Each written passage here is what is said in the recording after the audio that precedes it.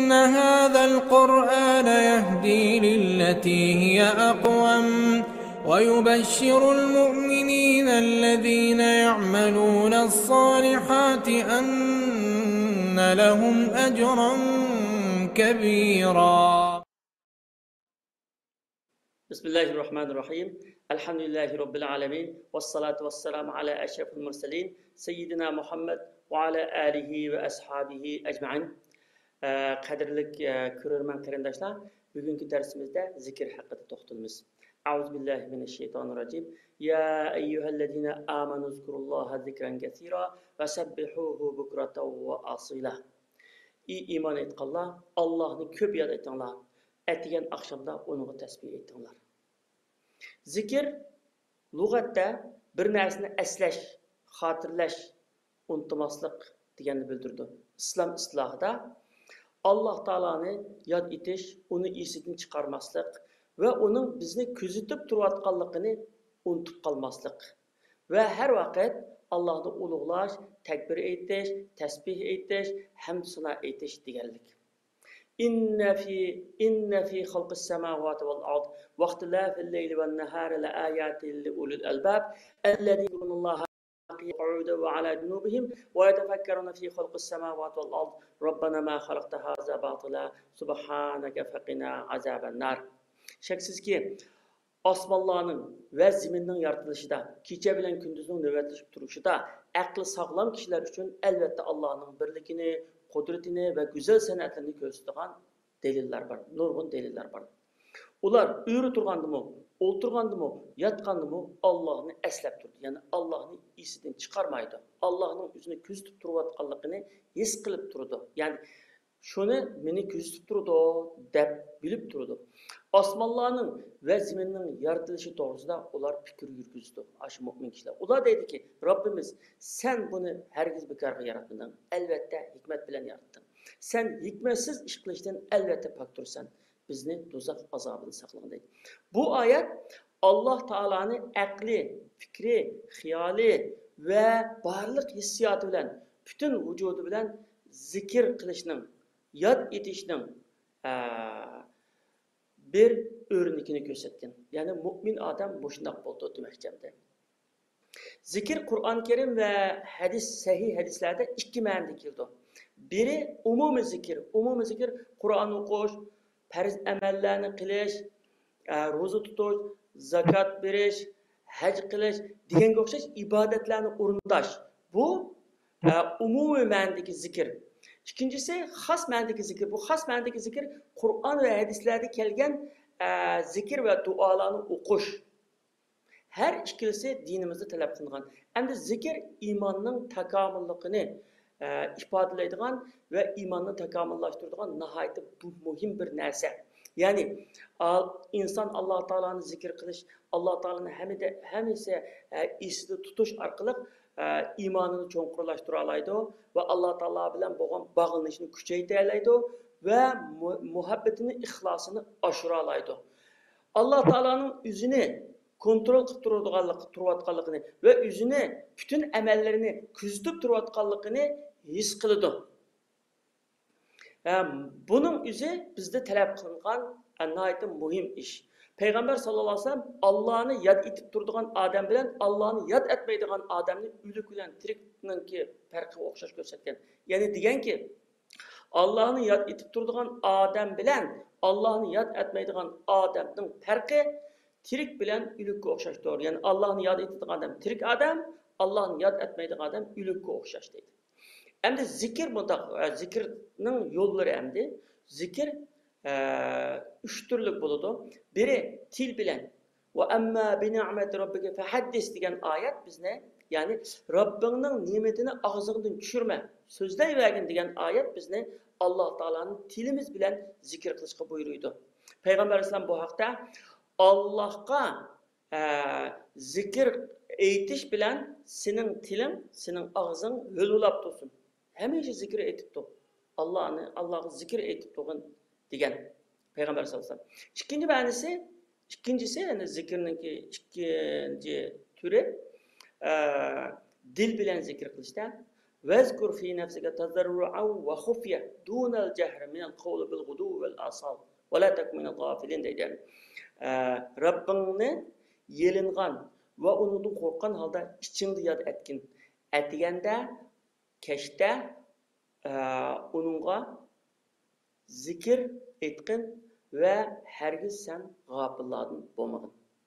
Endi üçüncüsü ameliyat bilen zikir kılış. Ameliyat bilen zikir kılış qanday desa, Allah Taala'nın buyurganlarini orundaş, tosqanlardan yeniş ve Allah Taala'nın bizni kontrol qilib turayotganligini esimizden chiqarmagan holda harakat qilish. Qanday bir ish qilsak, Allah meni ko'rib turdi-ku, Allah meni bilib turdi-ku degan asosda ish qilganligimiz, shu Allah Taala'ni amaliyotda zikr qilganligimiz. Tilimizda, ağzımızda ve dilimizde zikir qo'yishgina emas.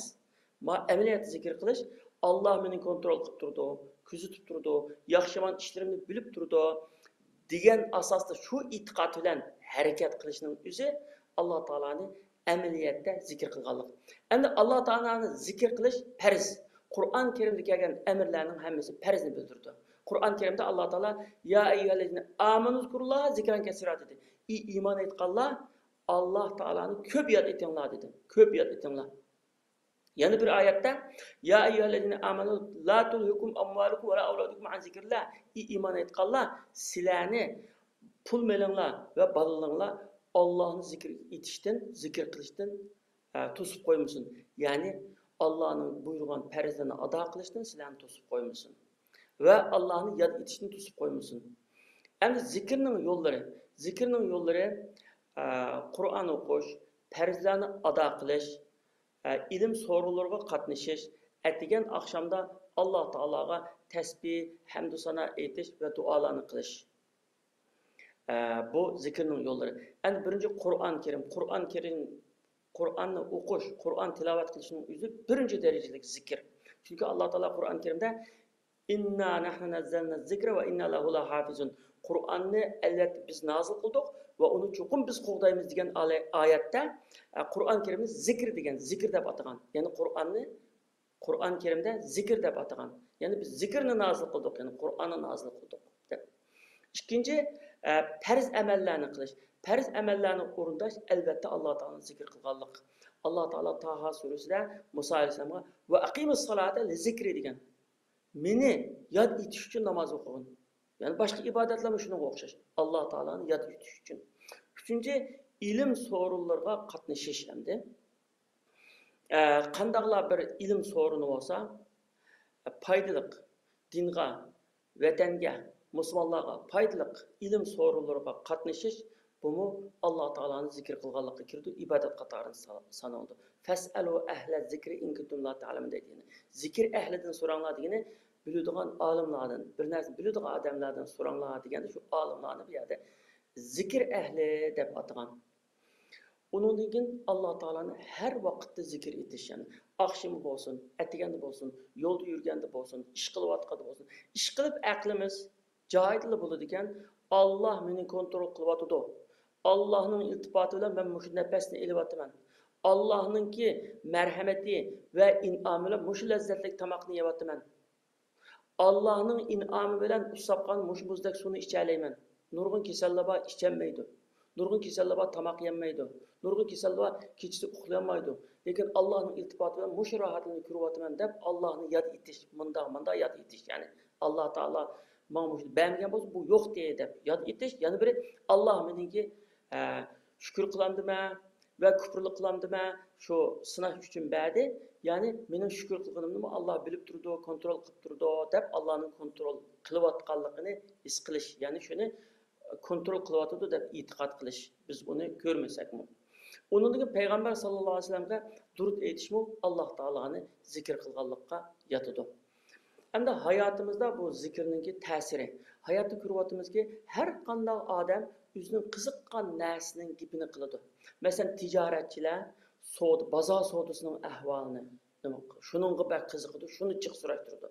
Dollar elib sotadiganlar mushu dollar bahosining tushganligi, bozorningki ahvoli, mushu ishlarni anglashni yaxshi ko'rdi, shu narsa izlanishni yaxshi ko'rdi. Masalan, top o'ynashni yaxshi ko'rgan, top top cho'lponlarga qiziqadiganlar shu top cho'lponlarninki ismlarini yodlaydi va shu musobaqalarni nada bo'lyotidi, nima bo'lyotidi hammani shunda izlaydi, nima qildi. İnsan o'zining yaxshi ko'rgan narsani izlaydi bu dunyoda. Endi mu'minlar Alloh taoloni hammadan yaxshi ko'rganlik uchun ashaddu hubban lillah deydi-ku. Vellezine amanu ashaddu hubban lillah deydi. İman etganlar Alloh taoloni hammadan yaxshi ko'rdi deydi. Haqiqiy mu'minlar hammani qo'yib turib Alloh taoloni hammadan zikr qiladi. Alloh taolo to'g'risida ko'p narsani o'qiydi, ko'p tafakkur qildi, ko'p izlanadi. Ya'ni yaratquchisi bilan bo'ladi. Alloh taolo bilan bo'ladi yani. Shunga Qur'on Karim deydi-ki, "Ellezine amanu va tatma'innu qulubuhum bi zikrillah." Ala bi zikrillah tatma'innu qulub deydi. Haqiqiy iymon etgan kishilar yana mushu Alloh taoloni zikr qilish bilan qalbi arom topadigan kishilar ular. Haqiqatan Allohni zikr qilish bilan qalblar arom topadi deydi.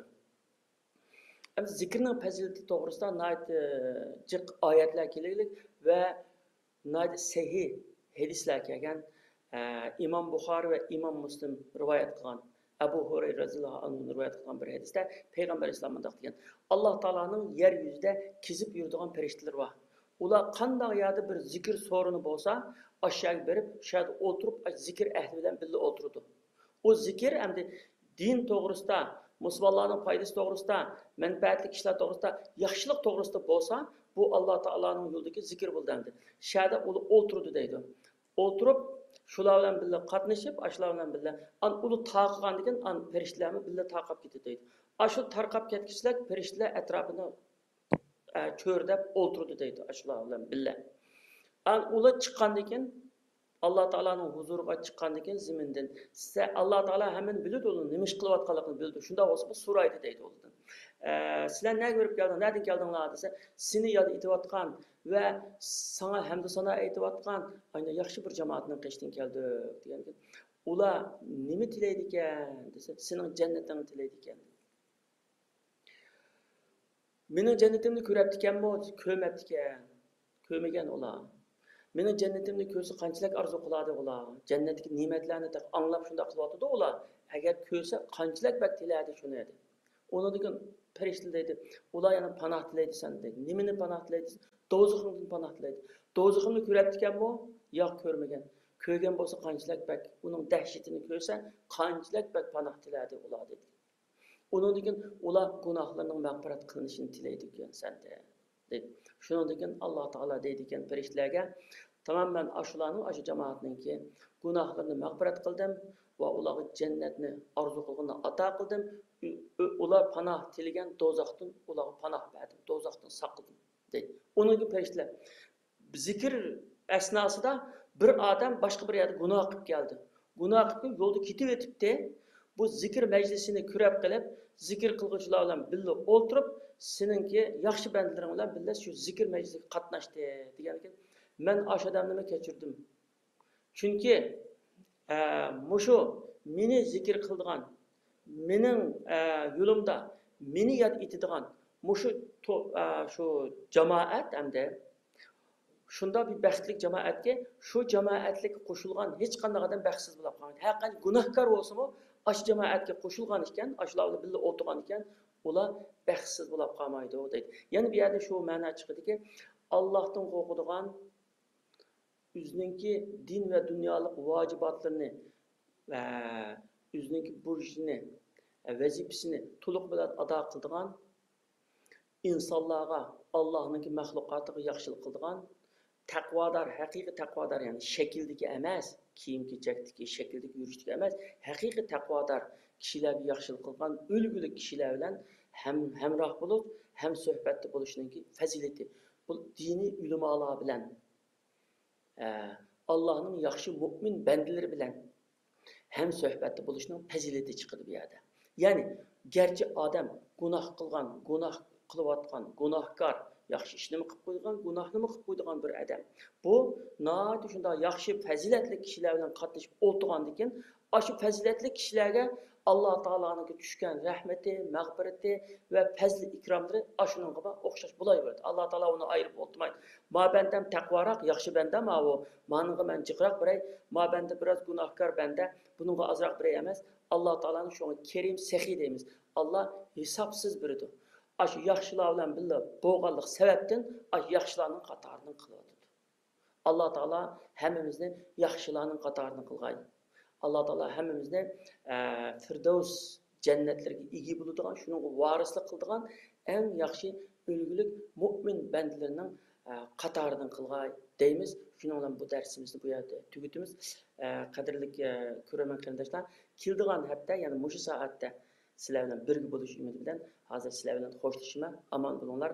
Vəssalamu alaykum və rahmetullahi və bərəkatuh.